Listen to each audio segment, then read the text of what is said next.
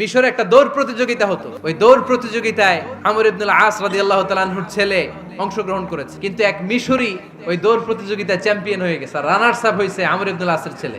এবার মিশরি ফার্স্ট আর গভর্নরের ছেলে সেকেন্ড। রাগের চোটে আমর ইবনুল আসের ছেলে ওই মিশরির মাথার মধ্যে কয়েকটা বাড়ি মেরে। মিশরি বলে, আমার মাল্লা কেন, তুমি খেলাই পারো না, আমারে মাল্লা কেন?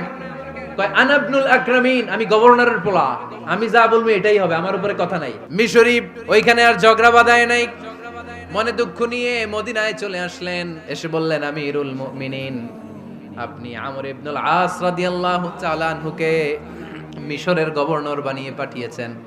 একটা প্রতিযোগিতায় আমি চ্যাম্পিয়ন হয়েছি, ওনার ছেলে হয়েছে রানার আপ। কেন সে চ্যাম্পিয়ন হতে পারে নাই? এই কারণে আমার মাথায় লাঠি দিয়ে 3টা বাড়ি মেরে। বিচারটা দিছে কার দরবারে? কথা বুঝেন নাই বোধহয়, ওমর ফারুকের দরবার। ওমর ফারুক বললেন, তাই আগামী বছরের অমুক তারিখ আমি সব গভর্নরদেরকে ডেকে হিসাব নই, তো ওই দিন তুই থাকবি, পারবি না?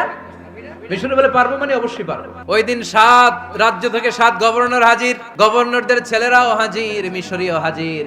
7 গভর্নরের কাছ থেকে 7 এলাকার খোঁজ খবর নেয়ার পরে ওমরে ফারুক বললেন, আইন আল মিসরি, মিশরি লোকটা কই, এদিকে আয়। মিশরি সামনে আসার পরে বলল, আমর ইবনুল আস, তুমি মিশরের গভর্নর, তোমার ছেলে সহ তুমি আসো। আমর ইবনুল আস এসে সামনে বসে রইলেন। এবার বললেন, ও আমর ইবনুল আসের ছেলে, তুমি নাকি ইবনুল আকরামিন গভর্নরের ছেলে, তুমি যা বলবা মিশরে নাকি তাই হবে, তোমার নাকি অনেক দাপট। নিজে একটা লাঠি এনে মিশরীর হাতে দিয়ে বলল, এবার তোর মাথায় যতটা মারছে তুই ততটা গুনে গুনে মার, আমি দেখবো। আমর ইবনুল আস দেখবে, আমর ইবনুল আসের ছেলেরে তুই এখানে মার। সে বলতেছে, থাক, আপনি বলছেন এতেই যথেষ্ট, মারা লাগবে না, আমি মাফ করে দিলাম। ওমরে ফারুক বলল, খবরদার, মার, মার ওর মাথার মধ্যে। মিশরী ওমরে ফারুকের ধমক শুনে ভয়ে ভয়ে 3টা বাড়ি মারলো। এই বাড়ি মারা দেখেও ওমরে ফারুকের হৃদয় ঠান্ডা হয় নাই। লজ্জায় আমর ইবনুল আস, বয়স হয়ে গিয়েছে সাহাবা, মাথা তখন টাক, মাথায় চুল নাই, লজ্জায় মাথাটা হেট হয়ে মাথাটা নিচু করে রেখেছে। এবার রাগের চোটে ওমরে ফারুক বললেন, এবার আমর ইবনুল আসের টাক মাথার মধ্যে একটা মার। মার!